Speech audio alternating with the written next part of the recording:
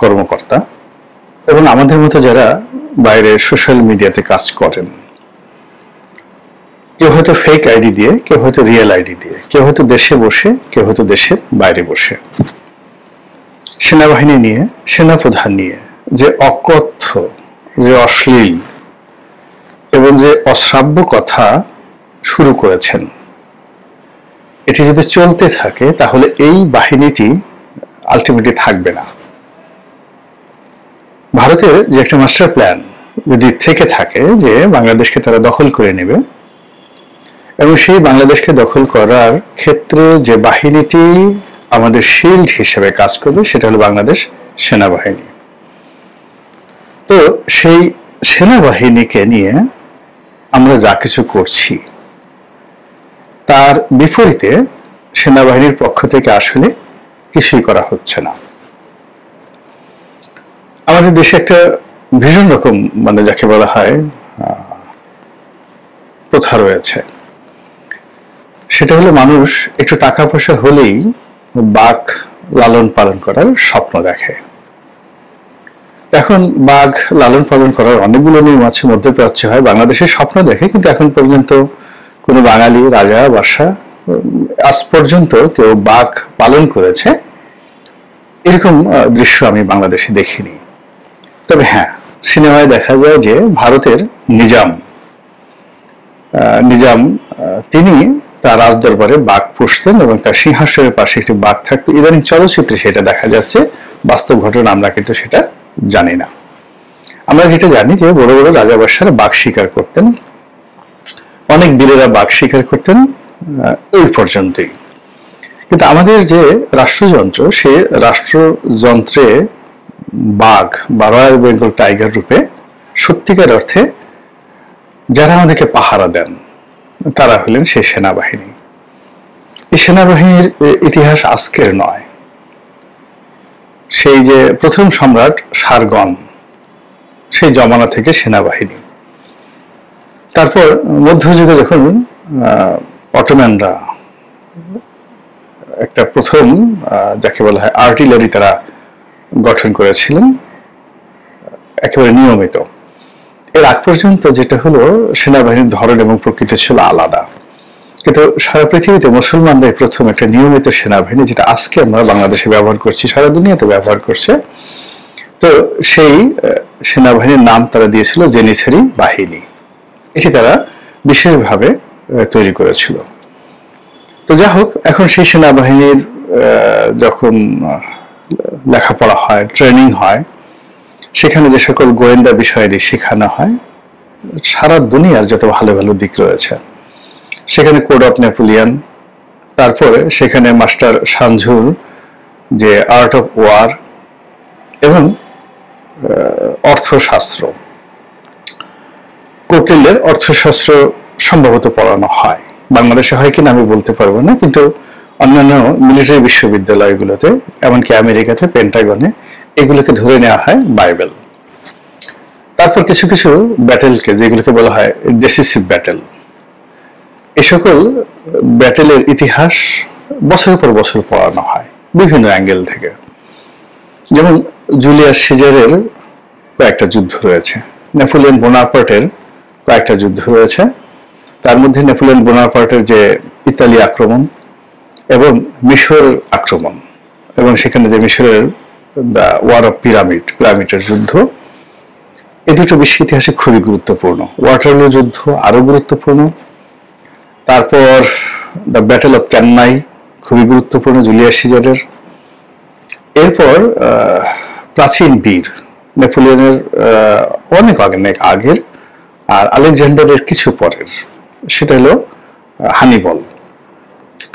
তার বেশ কয়েকটা যুদ্ধ, বিশেষ করে তার ইটালি আক্রমণ এবং স্পেন জয়, এটাকে বিশ্বের মিলিটারি ইতিহাসে একটা মাইল ফলক মনে করা হয়। তো এইভাবে বিশ্বের বিভিন্ন দেশের সামরিক বিদ্যালয়, মহাবিদ্যালয় এবং বিশ্ববিদ্যালয়, সেখানে নিয়মিতভাবে এই জিনিসগুলো নিয়ে একেবারে সেকেন্ড লেফটেন্যান্ট থেকে শুরু করে সর্বোচ্চ পর্যায় পর্যন্ত ক্রমাগত এগুলোর উপরে তাদেরকে পড়ানো হয়। শারীরিক যোগ্যতা, ফিটনেস, এটা একটা পার্ট। তবে মিলিটারির যে কৌশলগত যে দিক, এটির সেটা হলো তার যে মিলিটারি জিনিয়াসনেস, যুদ্ধ কৌশল প্রণয়নের যে সক্ষমতা, চিন্তা, হৃদয় এবং মন, এ দুটোকে আলোকিত করাটাই আসলে একটা সামরিক বিশ্ববিদ্যালয়ের মানে অন্যতম গোল থাকে।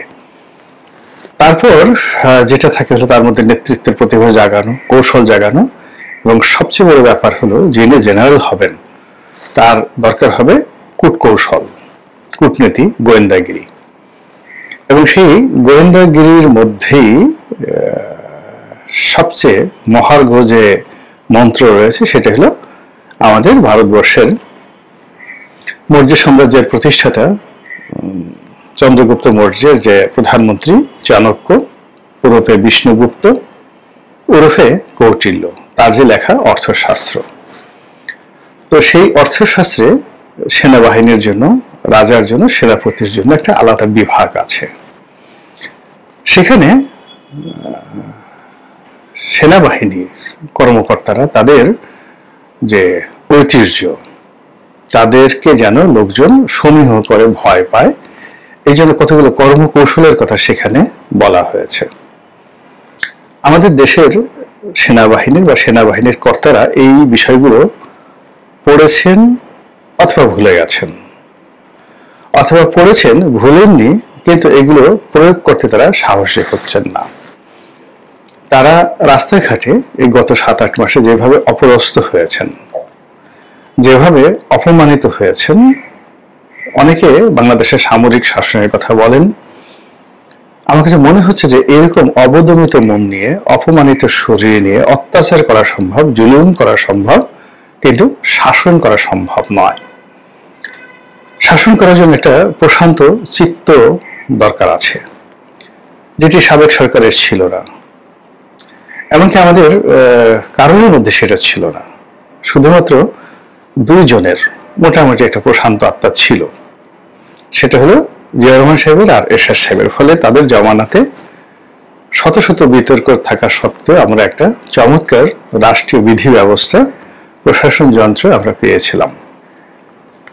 আর অন্যান্য যারা এসেছেন, হতাশা ছিল, জুলুম ছিল, নির্যাতন ছিল মনের মধ্যে, প্রতিহিংসা ছিল, তারপর অশিক্ষা ছিল, কুশিক্ষা ছিল, নানা রকম অসঙ্গতি ছিল, পরিবেশ পরিস্থিতি প্রতিকূল ছিল, ফলে তারা কোনো লিগেসি তৈরি করতে পারেনি। অধিকাংশ তারা যে সকল বদনজির, ব্যাড ইনস্ট্যান্স তৈরি করে গেছে, সেগুলো এখন ভাইরাস আকারে পুরো প্রশাসন যন্ত্র রীতিমতো জ্বালাচ্ছে। তো যেটা বলছিলাম যে সেনাবাহিনীকে নিয়ে যদি আমাদেরকে কাজ করতে হয়, তাহলে তাদের শরীর ঠিক রাখতে হবে, মন ঠিক রাখতে হবে, মস্তিষ্ক ঠিক রাখতে হবে, এবং তাদের যে অহংকারের জায়গা, অহমিকার জায়গা, গর্বের যে জায়গা, সেই জায়গাগুলো, সেই জায়গাতে আঘাত করা যাবে না। এখন কৌশলে হোক কিংবা চক্রান্ত করে হোক, তাদের শরীরে দীর্ঘদিন ধরে মেদ জমিয়ে দেওয়া হয়েছে, মানে মুভমেন্ট করার অনুপযুক্ত করে দেওয়া হয়েছে বিরাট এক সংখ্যক কর্মকর্তাদেরকে। তারা বেল্ট পরবেন না, তাদের শরীরে মেদ হয়ে গেছে, ভুঁড়ি হয়ে গেছে। 3 বেলা তাদেরকে খাবার দেওয়া হয়েছে, তাদেরকে অস্ত্র ট্রেনিং এর পরিবর্তে দামি গাড়ি, দামি বাড়ি, ব্যবসা বাণিজ্য, বড় বড় পোর্টফোলিও, বিদেশে ঘন ঘন বিদেশ যাত্রার সুযোগ সুবিধা, এবং রিটায়ার্ড করার পরে বা আগে ব্যবসা বাণিজ্য দিয়ে তাদের যে সামরিক চরিত্র, এটাকে রীতিমতো তছনছ করে দেওয়া হয়েছে। এর ফলে সেই যে 2009 থেকে, না আরো আগের থেকে, আপনি ধরুন 2001 থেকেই কিন্তু এই অধঃপতনটা হয়ে আসছে। কে কার আত্মীয়, তারপর কার সঙ্গে কোন ভবনের ভালো যোগাযোগ রয়েছে, বঙ্গভবন, গণভবন, আরো অনেক ভবন, সরকারি বেসরকারি ভবনের যোগাযোগ রয়েছে। এইগুলোকে যাকে বলা হয় পদোন্নতির প্রধান উপকরণ মনে করা হতো। আমি যখন সংসদ সদস্য হলাম, আমি অবাক হয়ে গেলাম যে ব্রিগেডিয়ার পদমর্যাদার অনেক কর্মকর্তা, আমার মতো একেবারে নবীন সে 2009 সালে, যারা একটা প্রমোশনের জন্য আমার কাছে এসেছেন, আমি এগুলো কল্পনাই করতে পারি না। তাহলে বুঝেন যে সেনাবাহিনীর মধ্যে রাজনীতিকরণটা 2009 সালে শুরু হয়নি, বা তারপরে শুরু হয়নি, আগের থেকে শুরু হয়েছিল। 2009 সনে আমার মতো লোক, শুধু আমার আসলে ওইরকম কোনো যোগ্যতাই ছিল না, অনেকে যেটা জানতো যে আমার সঙ্গে হয়তো কারো কারো ভালো সম্পর্ক থাকতে পারে, এবং সেই সম্ভাবনাকে কাজে লাগিয়ে শিক্ষক বলেন, সামরিক কর্তা বলেন, জুডিশিয়াল কর্তা বলেন, মানে আসেনি আমার কাছে এরকম খুব অল্প লোক রয়েছেন, এবং সেগুলো অনেক বড় বড় মানুষ।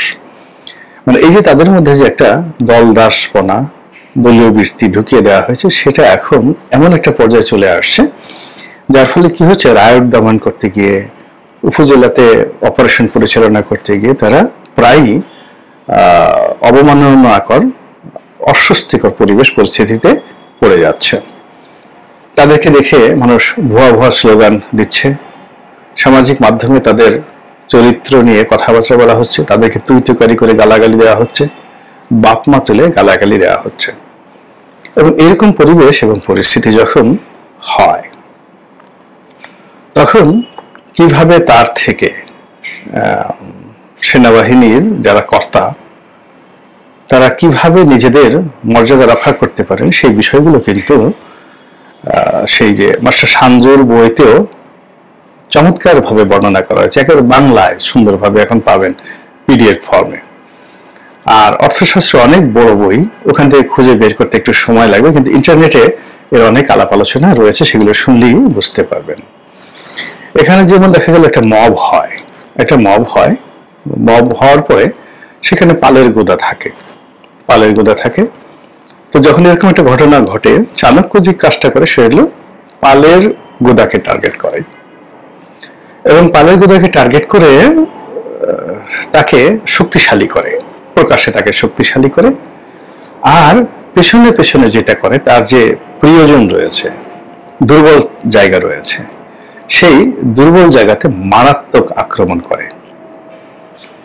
একবার এক ব্যবসায়ী বলেছিলেন যে তার একটা ব্যবসা হচ্ছিল আমেরিকান একটা ইহুদির সঙ্গে। তো আমেরিকান ইহুদি তাকে বললো যে তোমরা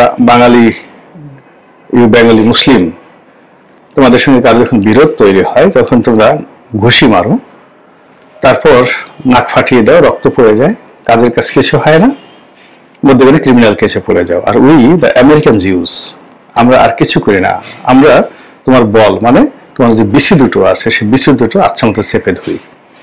সেই বিসি দুটো চেপে ধরার সঙ্গে সঙ্গে হাত উঁচু করে আত্মসমর্পণ করা ছাড়া তোমাদের আর কোনো উপায় থাকে না। তো এরপর তিনি আরো একটি বাজে শব্দ উচ্চারণ করে সেই ভদ্রলোককে একদম সোজা করে ফেলেছিলেন। তো এই বিষয়গুলো তো আজকে আমেরিকানরা বলছে বা আমরা আলোচনা করছি, কিন্তু এগুলো আজ থেকে 2400 বছর আগে চাণক্য কিন্তু এই বিষয়গুলো বলে গেছে। এখন আমাকে হয়তো আপনি ধরতে পারলেন না, কিন্তু আমার এমন জায়গাতে ধরলেন, এমন লোককে ধরলেন, এমন প্রিয়জনকে, আপনজনকে আপনি নিয়ে গেলেন, সেক্ষেত্রে আসলে আমার মানে বলতে গেলে কিছুই করার থাকবে না, অসহায় হয়ে যাব, কান্নাকাটি করা ছাড়া কোনো উপায় থাকবে না। এই যে চাণক্যের যে নীতি, সেই চাণক্যের নীতিতে চাণক্যের গোয়েন্দা বাহিনীতে সবচেয়ে যে সিনিয়র একটা গ্রুপ ছিল, যাদের কাজ ছিল এক্সট্রিম পর্যায়ে এমন কিছু করা যেটা আমি এই ভিডিওতে বলতে পারছি না। এটা লিখিত, অর্থশাস্ত্রে লিখিত রয়েছে। তো সেনাবাহিনীর সদস্যরা সেই জিনিসগুলো অবশ্যই পড়েছেন বা জেনেছেন, সিনিয়র কর্মকর্তা, তাদের মধ্যে অনেক লেখাপড়া জানা লোক রয়েছে। আমার একটা বক্তব্য হলো যে এইভাবে আসলে চলতে পারে না। এত ভয়, সেনাবাহিনীর চারিদিকে মিছিল করা যাবে না, মিটিং করা যাবে না, আরে কে ওখানে মিটিং করতে যাবে, এত সাহসকার, এটা নিয়ে বিবৃতি দেওয়ার কি আছে? সেনাবাহিনীকে ভুয়া করে গালাগালি করবে, আশ্চর্য ব্যাপার, একবার করতে পারে, দ্বিতীয়বার কেন হবে? সেনাবাহিনী গাড়ি ভেঙে ফেলবে। তারপরে সেনা প্রধান যিনি রয়েছেন তিনি সহ মেজর জেনারেল, লেফটেন্যান্ট জেনারেল পদমর্যাদার লোকজনগুলোকে রাস্তার টোকাই মোকাই যে সমস্ত লোকজন রয়েছে তারা বাপ মা তুই তুকারি করে গালাগালি করবে, আর সেনাবাহিনী বসে বসে ফিডার চুষবে এবং চিন্তা করবে দেখে আর কটা গালি দিতে পারে, আর কতটুকু লাভ দিতে পারে। এটা আসলে ঠিক না। এভাবে যদি চলতে থাকে যুগ সন্ধিক্ষণের যুগান্তকারী কোনো সফলতা। আমি দুটো বিষয় নিয়ে আলোচনা করব। আপনারা যেভাবে ভালো মনে করেন বা যেভাবে আপনাদের বিবেকে যাকে বলা হয় এটাকে সাড়া দেয়, ঠিক সেভাবেই আপনারা সিদ্ধান্ত নিতে পারবেন। প্রথমত ডক্টর মোহাম্মদ ইউনূস, আমি ইতিবাচক কথা বলি, যে প্রকল্পগুলো তিনি হাতে নিয়েছেন এবং জিদ ধরেছেন যে কাজগুলো করবেন, সেই কাজগুলোতে যদি তিনি সফল হন, বাংলাদেশ যাকে বলা হয় একটা নতুন মানচিত্র পাবে, বর্ধিত মানচিত্র, নতুন একটা মর্যাদা পাবে যদি তিনি করতে পারেন। এবং আমাদের যে জীবনমান, এই জীবনমান সম্ভাবনার স্বর্ণের শিখরে পৌঁছে যাবে। প্রথম থেকে বলি চট্টগ্রাম বন্দরের কথা। চট্টগ্রাম বন্দরকে তিনি বিদেশি যারা অপারেটর রয়েছে তাদের হাতে দিতে চাচ্ছেন অপারেট করার জন্য। এখানে নেদারল্যান্ডের একটা কোম্পানি, দুবাইয়ের একটা কোম্পানি বা সিঙ্গাপুরের যে রাষ্ট্রীয় সংস্থা, তাদের কথা হচ্ছে। এগুলো নিয়ে অনেক সমালোচনা আছে, পক্ষে বিপক্ষে আছে। আমি ব্যক্তিগতভাবে একজন পোর্ট ইউজার হিসেবে আমি যেটা বলার চেষ্টা করেছি, যেটা এই কারণে এই মুহূর্তে আমাদের জন্য খুবই ঝুঁকিপূর্ণ একটা বিষয়। তো সেটাকে হয়তো সরকার বিবেচনা করবে নানাভাবে করে, তারা যদি পরিমার্জিত হয়ে পরিশোধিত হয়ে চট্টগ্রাম বন্দরের যে স্টেক হোল্ডার রয়েছেন তাদের সঙ্গে সমঝোতা করে বুঝিয়ে সুঝিয়ে যদি সত্যিকার অর্থে চট্টগ্রাম বন্দরের সক্ষমতা বাড়াতে পারেন। এবং ধরুন এখন চট্টগ্রাম বন্দরে 18 লাখ কন্টেনার বা 30 লাখ কন্টেনার ধরুন এখন পরিবহন করা হচ্ছে। এটিকে যদি সক্ষমতায় ডবল করা যায়, দ্বিগুণ করা যায়, 3 গুণ করা যায়, এটি সম্ভব। এর কারণ হলো যে আমাদের দুটো বন্দর, মংলা, চট্টগ্রামের চেয়ে কিন্তু মংলা বন্দর আরো যাকে বলা হয় উপযোগী এবং আরো গুরুত্বপূর্ণ। এবং সেখানে মংলার যে চ্যানেলটা রয়েছে, সেখানে যদি চ্যানেলটা ঠিক মতো চালানো যায় তাহলে এখানে আসলে ডিপসির মতোই এটাকে ব্যবহার করা সম্ভব। এদের ড্রাফট অনেক বেশি মংলা বন্দর। ফলে পাকিস্তান জামানাতে কিন্তু চিটাগাংয়ের সাথে পাল্লা দিয়ে খুলনা এলাকাতে শিল্প কলকারখানা তৈরি হয়েছিল, খুলনা, যশোর, সাতক্ষীরা, নড়াইল, যশোর, এই সকল এলাকাতে। এবং চট্টগ্রাম বেল্টের শিল্প কলকারখানার চাইতে খুলনা বেল্টের শিল্প কলকারখানা কোনো অংশে কিন্তু কম ছিল না। কিন্তু আমরা সেই বন্দরটা আসলে, চালনা বন্দরটাকে ওইভাবে সংরক্ষণ করতে পারিনি, বিভিন্ন কারণে সেটাকে স্বাধীনতার পরে গুরুত্ব দেওয়া যায়নি। এর মূল কারণ ছিল আইন শৃঙ্খলার অবনতি, অর্থাৎ পূর্ব বাংলার সর্বহারা পার্টি, জাসদ থেকে শুরু করে সবকিছু, পদ্মার ওপারের যে পরিবেশ পরিস্থিতি, এটা ভীষণ রকমভাবে অবনতি হতে থাকে। এর ফলে ব্যাংকিং ব্যবস্থা, বীমা ব্যবস্থা থেকে শুরু করে লেবার সংকট সব মিলিয়ে ওই অঞ্চলে যে শিল্প কলকারখানা মার খায়। পদ্মা সেতু তৈরি হওয়ার পর এখন আমাদের আসলে সেই যাকে বলা একটা নতুন সম্ভাবনা তৈরি হয়েছে মংলা বন্দরকে কেন্দ্র করে। শেখ হাসিনার জামানাতে পায়রা বন্দর করা হয়েছে, ডিপসি বন্দর, এটা একটা শ্বেতহস্তি। এর কারণ হলো এটা কোনো দিন যাকে বলা হয় এই বন্দর ভালো হবে না।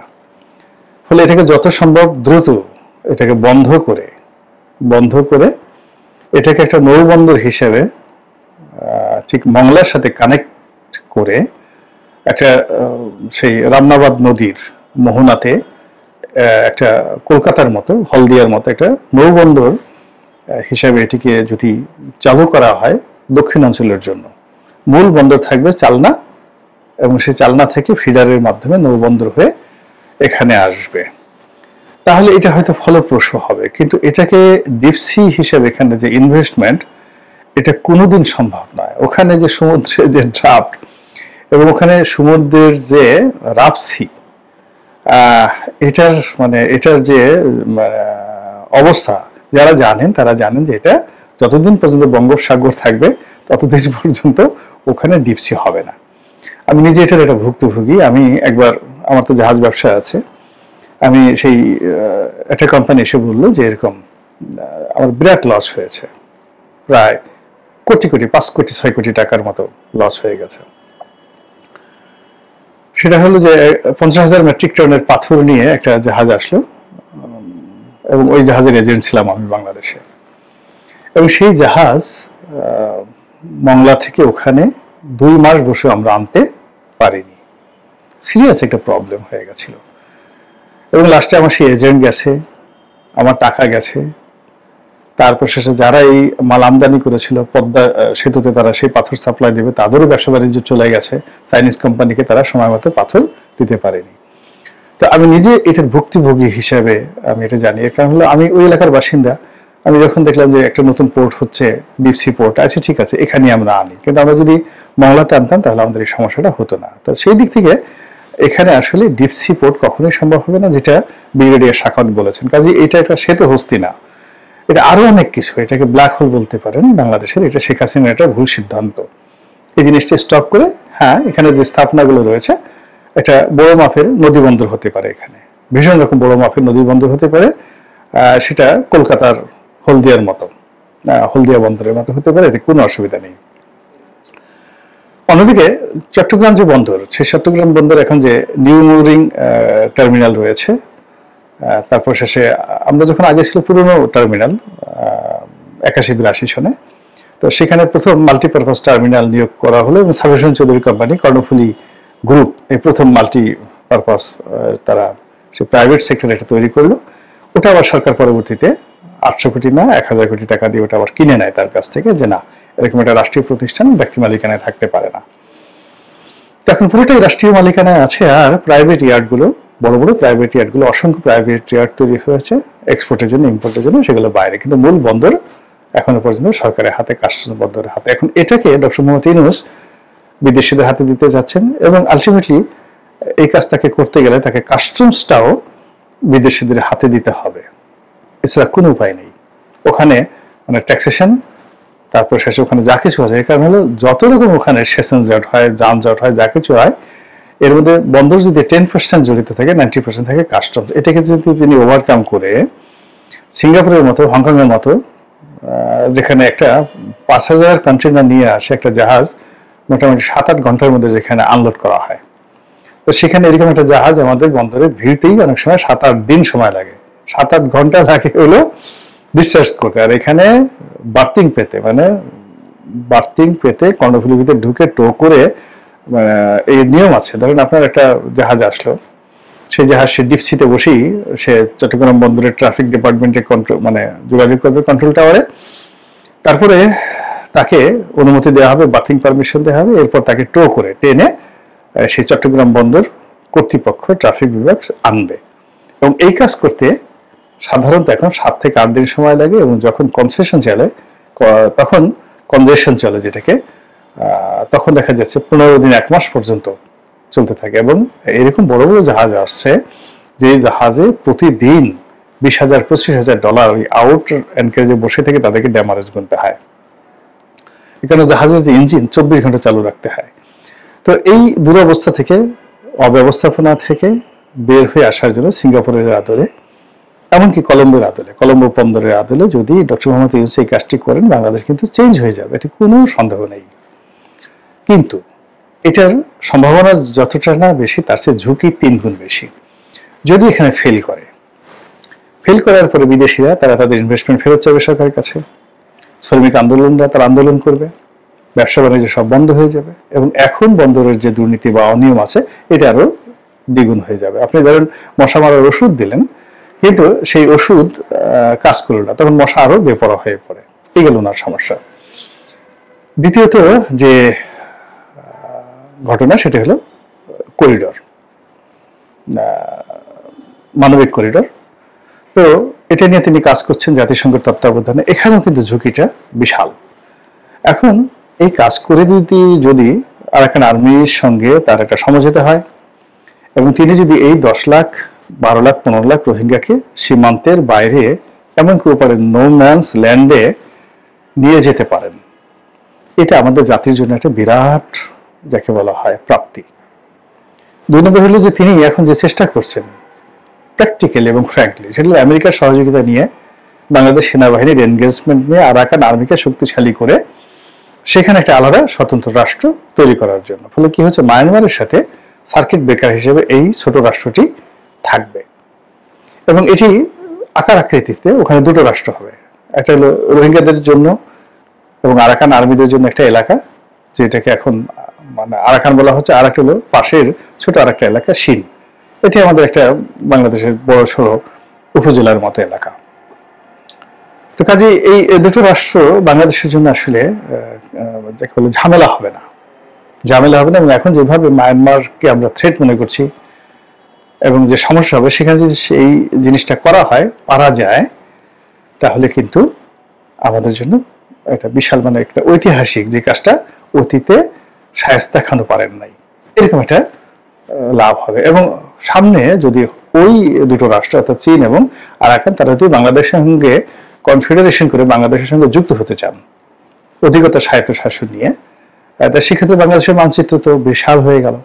নাপ নদীর উপর আমাদের একছত্র আধিপত্য চলে আসলো, এবং তখন এই চট্টগ্রামের মতো করে এই নাপ নদীর মোহনাতে দেখা গেল যে সেন্ট মার্টিনকে কেন্দ্র করে একটা ডিপ সি পোর্ট সেখানে হতে পারবে, এরকম একটা ঝুঁকি। কিন্তু যদি উনি ফেল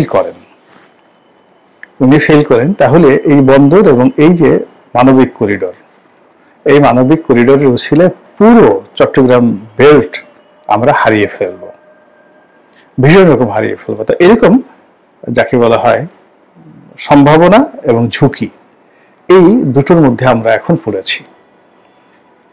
এখানে হতাশ হওয়ার যে কারণ হলো যে এই সরকারের ম্যান্ডেট, জনসমর্থন এবং আমলাতান্ত্রিক সমর্থন, কূটনৈতিক যে সমর্থন ওয়ার্ল্ড ওয়াইড, এটি নেই, খুবই অল্প, নেই বললেই চলে। তো কাজে এত বড় একটা ঝুঁকি আসলে এই সরকারের পক্ষে নেওয়া সত্যিকার অর্থে এটি ম্যাটেরিয়ালাইজ করা যাবে না, এটা হলো অবস্থা। আবার অনেক সময় বড় কাজগুলো হঠাৎ হয়ে যায়। পৃথিবীর অনেক সময় ছোট ঘটনা থেকে অনেক বড় বড় ঘটনা ঘটে যায়, প্রকৃতি এভাবে ঘটিয়ে দেয়। একটা ছোট বারুদের টুকরা বা এক বিন্দু শিশির থেকে দেখা গেল বিরাট একটা মহাসাগর রচিত হয়ে গেল। ছোট্ট একটা দুর্ঘটনা থেকে একটা বিশাল বনভূমি, তো সেখানে দাবানল শুরু হয়ে গেল, এবং সেই দাবানলে দেখা গেল সেখানে একটা মরুভূমি তৈরি হয়ে গেল। অবাক হয়ে যাবেন যে ভারতের যে গভীর মরুভূমি, এ কিন্তু একসময় গভীর জঙ্গল ছিল। তো এরকম অনেক ঘটনা ঘটে। কাজেই এই যে বাংলাদেশে একটা ঘটনা ঘটতে পারে, এখন সেটা নেতিবাচক হতে পারে, ইতিবাচক হতে পারে, কিন্তু ঘটবেই, এরকম একটা অবস্থায় আমরা কিন্তু পৌঁছে গেছি। তার সঙ্গে যে পায়ের আওয়াজ, এখন পায়ের আওয়াজ বলতে কি বোঝায়? নর্মালি আমরা গলার আওয়াজের কথা জানি, তারপর অন্য কোনো শব্দের কথা জানি যেগুলো দৃশ্যমান, কিন্তু যখন পায়ের আওয়াজ শোনা হয়, বলা হয়, এটিকে সাধারণত নেতিবাচক অর্থে একটা যুদ্ধ ভাব, একটা সামরিক ভাব, একটা সামরিক শাসন, একটা মিলিটারি যাকে বলা হয় ইনভেশন, এরকম মনে হয়। তো সেটা দেশি হতে পারে, বিদেশি হতে পারে। এবং এটা কেন? এর কারণ হলো যখন এরকম একটা দুর্বল অবস্থার মধ্যে পড়ে, তখন বহু পক্ষ সেখানে যুক্ত হয়ে পড়ে। এটা ছোট বড় কথা না। আফ্রিকার আপনি দেখেন, সে বুর্কিনা ফাসোর মতো একটা রাষ্ট্র, সেখানে কি হচ্ছে, কিংবা ধরুন রুয়ান্ডাতে কি হয়েছে। তাদের কিন্তু ছোট্ট একটা দেশ রুয়ান্ডা, অর্থনীতি অত ভালো না, কিছু না, কিন্তু সেখানে কি হয়েছে, সেখানে কেন পশ্চিমারা একেবারে ঝাঁপিয়ে পড়েছে। উগান্ডার মতো একটা দেশ, সেখানে কি হয়েছে বা এখনো কি হচ্ছে। তো সেই দিক থেকে বাংলাদেশ ধরেন অনেক বড় সব দিক থেকে, এবং অনেক সম্ভাবনাময়। এবং এখন গ্লোবালি যে অর্থনীতি এবং গ্লোবালি যে ভূতাত্ত্বিক যে রাজনীতি, সেই রাজনীতিতে এখন সেন্টার পয়েন্ট হয়ে গেছে বাংলাদেশ। তো সেই দিক থেকে এখানে একটা বড় কিছু ঘটতে যদি দেখা যায়, সেটা ইতিবাচক হোক বা নেতিবাচক হোক, সেখানে বিদেশিরা ঝাঁপিয়ে পড়বে। যদি ইতিবাচক হয়, তাহলে এখানে বিল গেটস আসবেন, স্টিভ জবস আসবেন, তারপরে মার্ক জাকারবার্গ আসবেন, আরো সবাই আসবেন, ভারতের রিলায়েন্স আসবেন, আদানিরা তো আছেনই, আরো অনেকে আসবেন, হিন্দুজারা আসবেন, এটা স্বাভাবিক। চীনের প্রেসিডেন্ট বাংলাদেশে ঘন আসবেন। আর যদি খারাপ অবস্থা তৈরি হয়, তাহলে কি হবে? লাদেন বাহিনী আসবে, তারপর আল কায়েদা আসবে, আইএস আসবে, হিজবুত তাহরির আসবে, গোলাবারুদ আসবে, AK-47 আসবে, ফেন্সিডিল আসবে, গাঁজা আসবে, ইয়াবা আসবে, আরো কত কি, মারিজুয়ানা আসবে, হেরোইনে আসবে, সাপ আসবে, ব্যাং আসবে, বেজি আসবে, সান্ডাও আসবে, আর কফিলও আসবে। কাজে এরকম একটা জটিল অবস্থায় সতর্ক হওয়া ছাড়া আর দোয়া প্রার্থনা করে অপেক্ষা করা ছাড়া আমি আসলে কিছু দেখছি না। আল্লাহ আমাদের সবাইকে হেদায়েত দান করুন এবং হেফাজত করুন। আসসালামু আলাইকুম ওয়া রাহমাতুল্লাহি ওয়া বারাকাতুহু।